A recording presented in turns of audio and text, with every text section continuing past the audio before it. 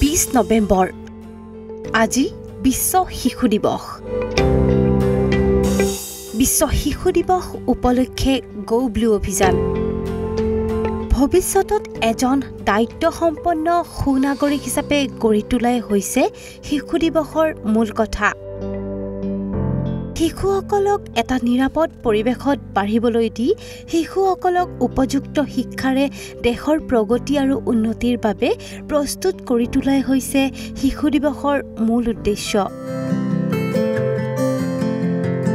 উল্লেখযোগ্য যে 1954 চনৰ পৰা সমগ্ৰ বিশ্বতে ইউনিচেফৰ উদ্যোগত 20 নৱেম্বৰৰ দিনটোত বিশ্ব শিশু দিৱস হিচাপে উদযাপন কৰা হয়।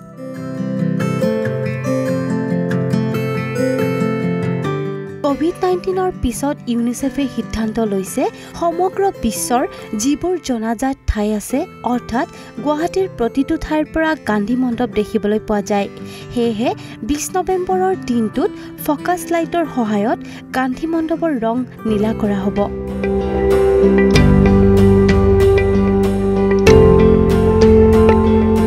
শিশুৰ অধিকাৰ আৰু শিশু জীৱনৰ ওপৰত সংগতি ৰাখি বিশ্বৰ অন্যান্য বিশেষ স্থানসমূহৰ লগতে ৰাষ্ট্ৰপতি ভৱন, কুতুব মিনাৰ, ইণ্ডিয়া গেট আৰু গেটৱে অফ ইণ্ডিয়াতো দেখা পোৱা যাব ব্লু ৰং।